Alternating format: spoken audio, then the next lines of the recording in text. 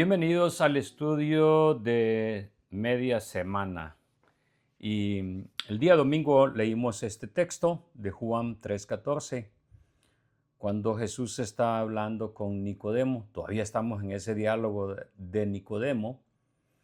Y Jesús hace mención acerca de esto que está en el Antiguo Testamento, y es la serpiente de bronce. Dice Juan 3:14, y así como Moisés levantó la serpiente en el desierto, así también es necesario que el Hijo del Hombre sea levantado. Ahora, cuando leemos este pasaje, para muchos causa confusión. A mí me causó confusión, muchas preguntas, por qué Jesús habla y se compara o compara su muerte a lo que es la serpiente en el desierto.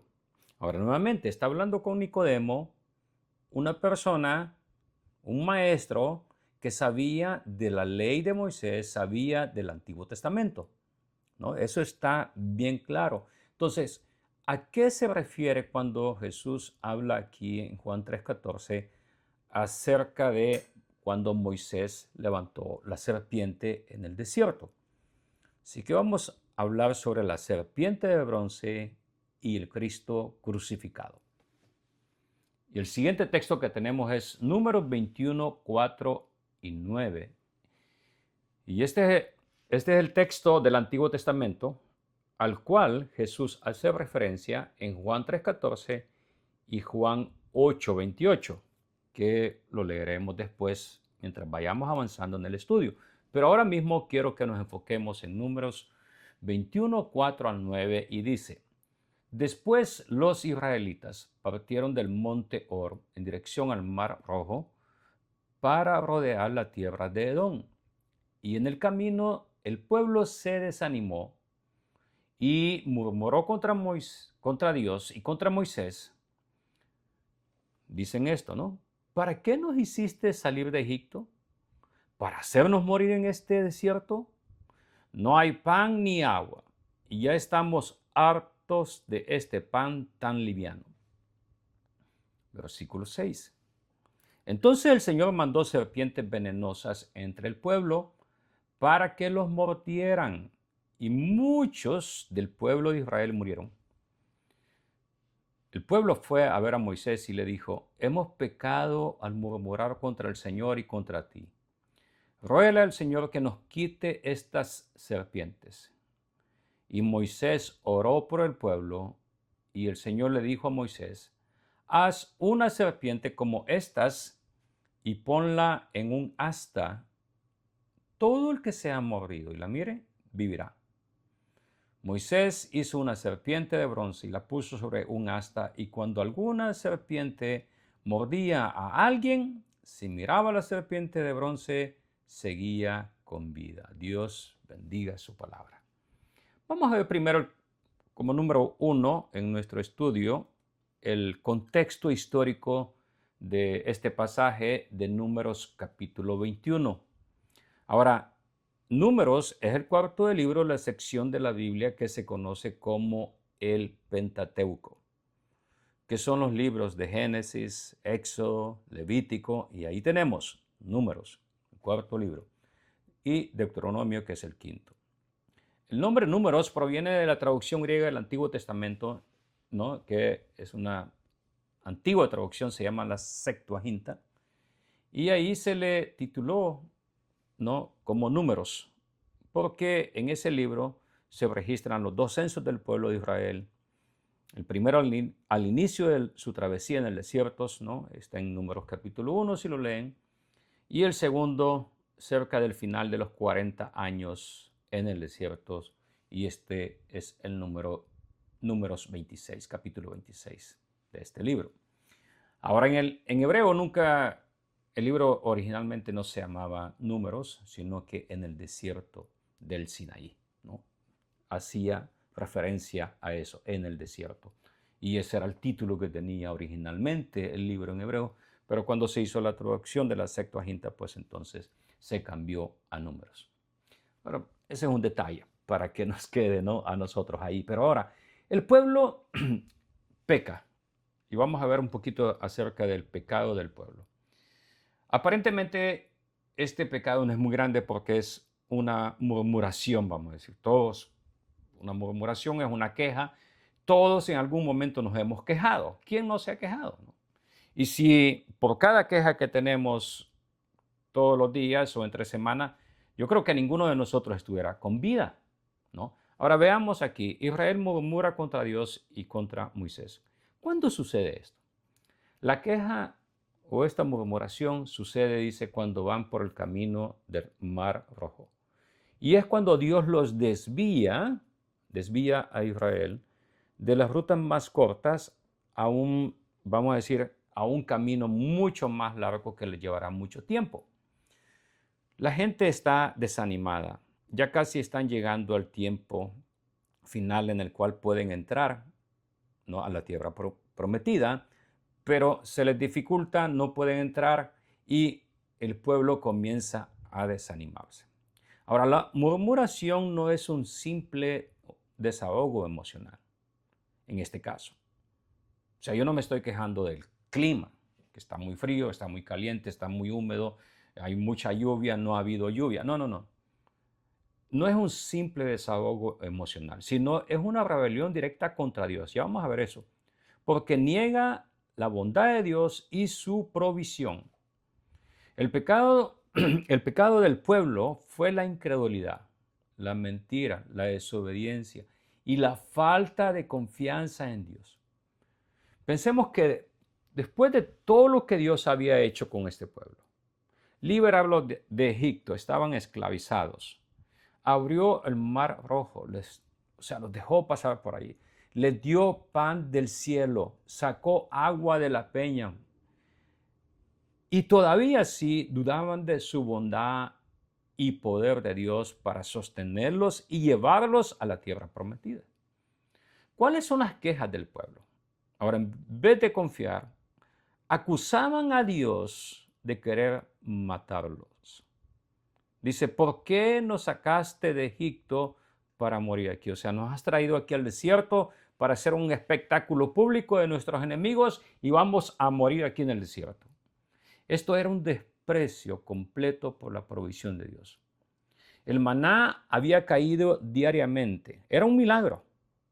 Pero ellos lo llamaron pan liviano, tan liviano. En la traducción original era un pan miserable, un pan basura, un pan que no tiene alimento. Pero nos damos cuenta que no es así. Habían vivido por la provisión de Dios. Y en lugar de gratitud a Dios, mostraron un rechazo completo hacia lo que Dios daba para su sustento. Los seres humanos siempre estamos quejándonos y nunca estamos contentos con lo que tenemos, con lo que hacemos, con lo que decimos. Nada nos llena. Y es exactamente lo que sucede aquí. Era una rebelión del corazón. Era el orgullo y el desprecio hacia Dios mismo. El corazón caído culpa a Dios por las pruebas. Así es. Las pruebas vienen a nuestra vida y a Dios le echamos la culpa de todo. Santiago 1, 13, 15 nos describe esto. Dice, cuando alguien sea tentado, no diga que ha sido tentado por Dios, porque Dios no tienta a nadie, ni tampoco el mal puede tentar a Dios. Al contrario, cada uno es tentado cuando se deja llevar y seducir por sus propios males, los malos deseos. El fruto de estos malos deseos, una vez concebidos, es el pecado, y el fruto del pecado, una vez cometido, es la muerte. Al pueblo de Israel se le había olvidado los medios de la gracia y la provisión divina, del maná, del agua. La impaciencia que mostraron acá en este texto revela la incredulidad a los planes y la voluntad de Dios. Nuestra paciencia es exactamente probada a través de los tiempos malos. ¿Sabíamos eso? O sea, nuestra paciencia es probada cuando pasamos dificultades, no cuando estamos bien. Entonces, murmurar no solamente es hablar mal. Es una expresión de un corazón que se resiste a someterse a Dios. En ese momento, su queja es un rechazo directo a la autoridad de Dios y de Moisés, el líder que Dios mismo les había puesto a ellos. Con sus acciones y habladurías, fíjate bien esto, ¿cómo esto sucede? Sus acciones y habladurías vienen a ser exactamente como la serpiente engañosa de Génesis. ¿Y qué hace Dios? Dios les envía serpientes reales. Y yo me pregunto, ¿a quiénes de nosotros nos gustan las serpientes? A mí no me gustan. Ni siquiera quiero verlas en video. No me gustan. Ahora, el pecado del pueblo trae el juicio divino sobre ellos. Dios les envía serpientes venenosas que los muerden y dice, muchos mueren. No nos dicen cuántos, pero sí hubo un buen número que murieron. El texto, cuando traduce aquí la escritura, dice serpientes venenosas. Pero en realidad el hebreo es serpientes ardientes. Quizás indica tanto el veneno que inyectaban cuando era una persona mordida, que era también un símbolo del juicio divino. Israel sufre las maldiciones por la incredulidad, por la desobediencia. Esto está bien claro en Levítico 26 y Deuteronomio 28. Sabemos muy bien que la disciplina del Señor es justa y es correctiva. A nadie le gusta la disciplina. Y especialmente cuando esta disciplina viene de Dios. Pero dice Hebreos 12, capítulo 12, versículos 5 al 11.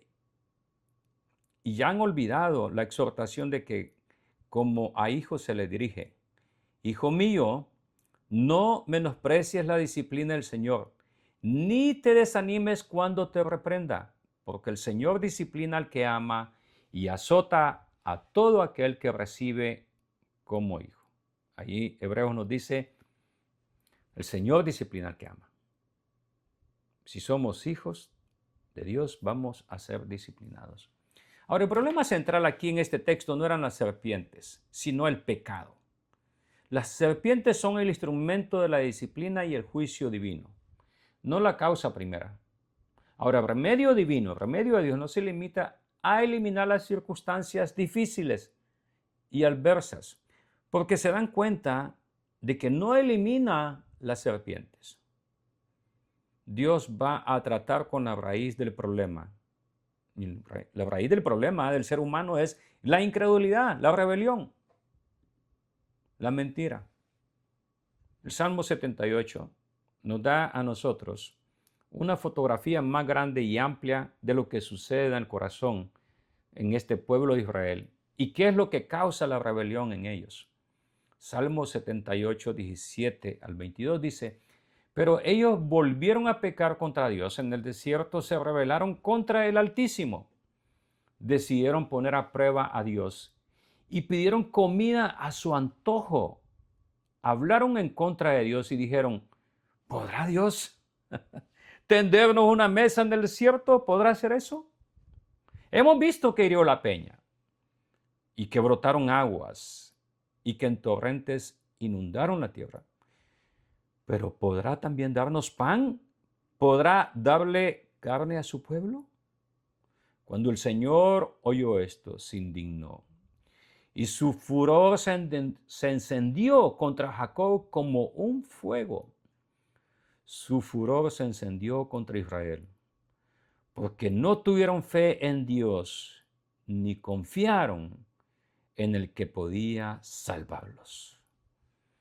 Mis queridos hermanos, este salmo describe la condición total del corazón humano sin Dios. El pecado es la culpa y corrupción. El juicio revela nuestra necesidad de la gracia soberana de Dios. Vamos a ver la provisión de Dios. El pueblo viene a Moisés, ¿no? Después de sufrir las consecuencias de su pecado, hay algo muy bueno que hacen. Vienen a Moisés y confiesan su pecado y piden que Moisés interceda por ellos. Número 21:7. El pueblo fue a ver a Moisés y le dijo, hemos pecado al murmurar contra el Señor y contra ti. Ruégale al Señor que nos quite estas serpientes. Fíjate, la petición de ellos es que nos quite las serpientes. Vamos a ver eso después, pero ahora veamos la confesión que hacen ellos. La confesión es en comunidad, corporativa, vamos a decir. Pienso que son los ancianos los que van, los ancianos del pueblo, que van a Moisés y le dicen, hemos pecado. Y necesitan la intercesión de un mediador. Y este es el patrón bíblico, es decir, la manera como encontramos en la Biblia. Necesitamos un mediador porque somos pecadores. Salmo 106, versículo 6 y el 23 dice, somos tan pecadores como nuestros padres. Hemos hecho lo malo, hemos cometido maldad.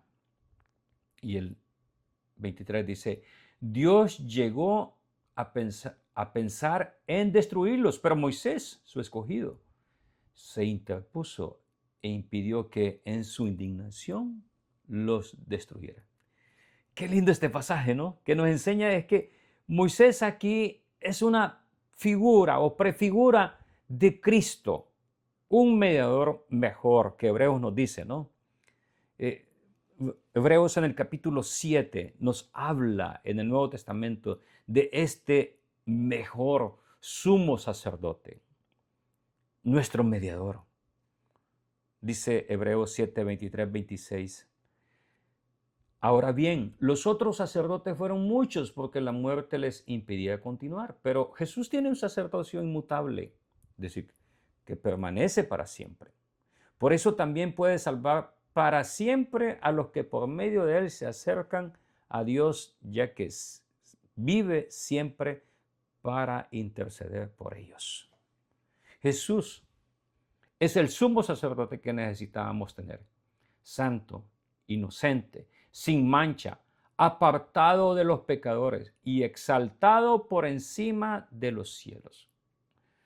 La confesión, mis queridos hermanos, de los labios de labios nada más no puede comprar el perdón. Esa confesión de labios simplemente son palabras. Es la confesión que se acoge, que llega, que abraza la misericordia de Dios, provista nada más y únicamente a través de nuestro Señor Jesucristo. En un arrepentimiento genuino venimos a Él, a Jesucristo. Primera de Juan 1:9 dice, si confesamos nuestros pecados, Él es fiel y justo para perdonarnos de nuestros pecados y limpiarnos de nuestra maldad. ¿Cuál es la provisión de Dios? Entonces, ¿cuál es esa provisión de Dios? Dios ordena levantar una serpiente de bronce en un asta. Dice número 21:8, y el Señor le dijo a Moisés, haz una serpiente como estas y ponla en un asta. Todo el que sea mordido y la mire vivirá. ¿Se dan cuenta? ¿El pueblo qué pide? ¿Qué pidió el pueblo? ¿Se acuerdan? Cuando confesaron sus pecados, pidieron que se quitaran las serpientes. Pero Dios no quita las serpientes. El símbolo del juicio divino estaría ahí todavía. Pero Dios iba a permitir algo, iba a proveer algo.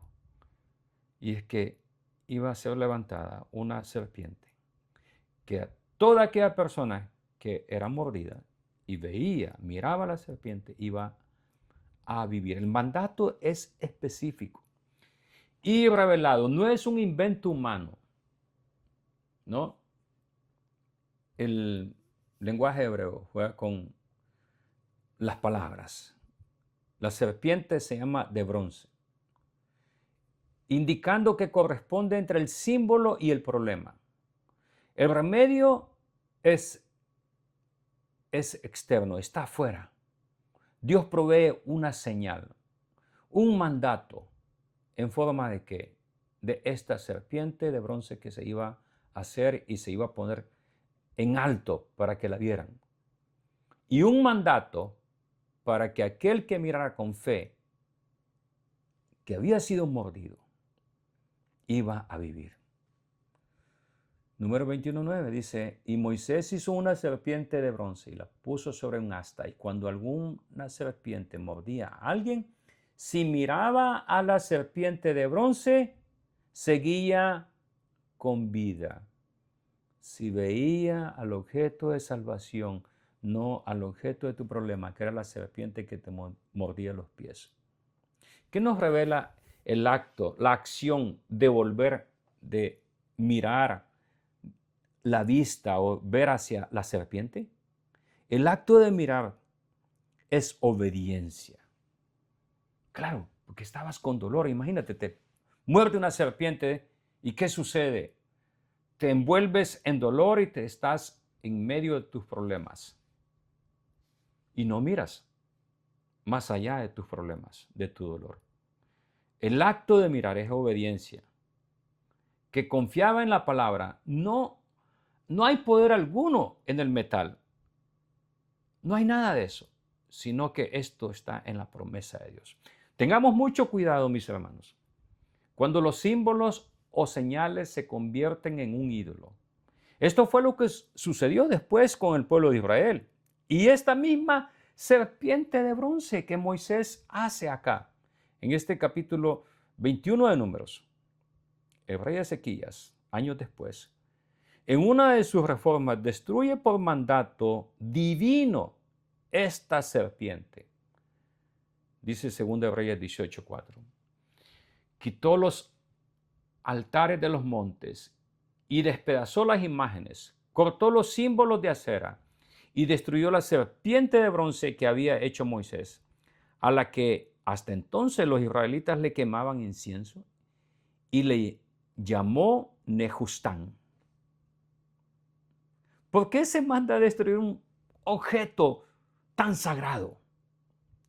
¿Por qué Dios manda a destruir este objeto que era el símbolo de la salvación de vida en el tiempo de Moisés? Porque se olvidaron que era un símbolo nada más. Y entonces se dirigieron a ese símbolo en forma de ídolo. Se adoraba el objeto sagrado. Ya no al creador que hizo ese objeto, ya no al creador de todas las cosas, sino que simplemente al metal. En términos de los reformadores, esto se conoce como sola fide, solamente la fe. La fe es el instrumento por medio del cual se recibe y se da la vida. Romanos 4:5 dice, así que pues, justificados por la fe, tenemos paz con Dios por medio de nuestro Señor Jesucristo. ¿Cómo explicamos que el mismo símbolo de la consecuencia del pecado, es decir, la serpiente, se convierte también en el mismo símbolo de nuestra salvación? Esto parece una contradicción, ¿no? Pero la serpiente de bronce alzada en el madero comunica, mis queridos hermanos, pongan atención a esto. Esa serpiente en el madero comunica, nos dice que el pecado ha sido llevado al lugar del juicio de Dios y está ahí condenado. Es decir, lugar que nos corresponde a nosotros, estar pagando nuestra culpa en nuestro pecado. Jesús tomó ese lugar. Jesús, nuestro Señor, tomó ese lugar. Y ahí viene el segundo punto, el simbolismo de la serpiente. Y es aquí donde quiero hablar sobre la serpiente en otros pasajes. Y aquí es donde entramos en las aparentes contradicciones de la Biblia. Cuando no se estudia la palabra con mucho cuidado, se puede caer en herejías y confundir la palabra con ilusiones y mentiras del enemigo. Su pastor, acá su servidor, no es un predicador que maneja la serpiente en las manos.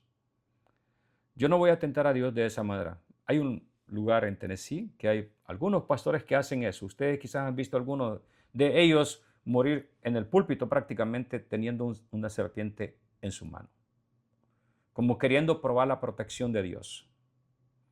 ¿Saben qué es la protección? Yo no necesito tener una serpiente venenosa en mis manos para demostrar la protección de Dios. El simple hecho de estar con vida es una señal muy grande de la protección de Dios. Es exactamente eso. Ahora veamos en Génesis 3:1 al 15, nos habla de la serpiente que engañó a Eva, ¿no? Y en Apocalipsis 12:9, la serpiente representa a Satanás. Esto lo tenemos nosotros ahí, ¿no? Dice Apocalipsis 12:9, voy a leerles ese. Así fue expulsado, dice el gran dragón, que es la serpiente antigua, que se llama Diablo y Satanás, y que engaña a todo el mundo. Ahora, aquí en Génesis, en Apocalipsis habla de la serpiente, se le da ese símbolo, se le da ese nombre al diablo y Satanás, que engaña a todo el mundo. Sin embargo, mis queridos hermanos, los símbolos bíblicos pueden tener distintos significados. El mismo animal puede significar realidades distintas en un momento dado, en el contexto en que se da en la palabra de Dios y también en el mandato divino que hay. En este capítulo 21 de Números, cuando leemos de la serpiente de bronce, no representa a Satanás. Eso está claro. Representa el pecado juzgado, representa nuestra maldición por el pecado nuestro que fue puesto sobre un madero. Entonces, ¿cuál es el significado de la serpiente? Aquí la serpiente no es para adoración, sino es una exhibición del juicio de Dios. El mal que nos hiere es presentado como condenado bajo el juicio de Dios. Esto lo leemos en Romanos 8:3. Es decir, que este símbolo es un anti-ídolo. Nos invita a adorar a Dios nada más, a mirar a Dios como el que nos da la gracia y la salvación. ¿Por qué una serpiente de bronce? Su color de bronce de lejos era como una flama de fuego. Brillaba. Exactamente como las serpientes que Dios envía y que se describen ahí en número 21, cuando dice serpientes venenosas o serpientes ardientes, abrasadoras, como de fuego. Así como la serpiente que Moisés levantó se veía de lejos.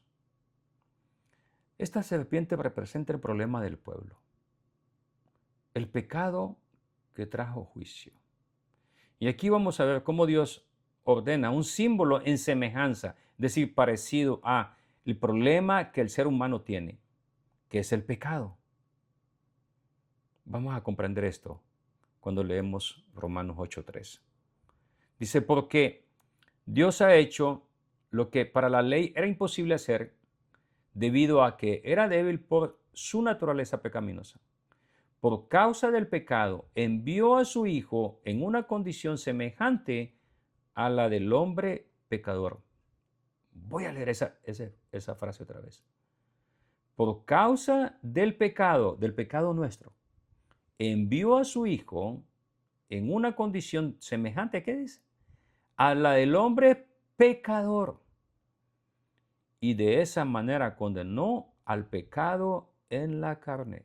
¿Dónde condenó el pecado? En la carne de Cristo.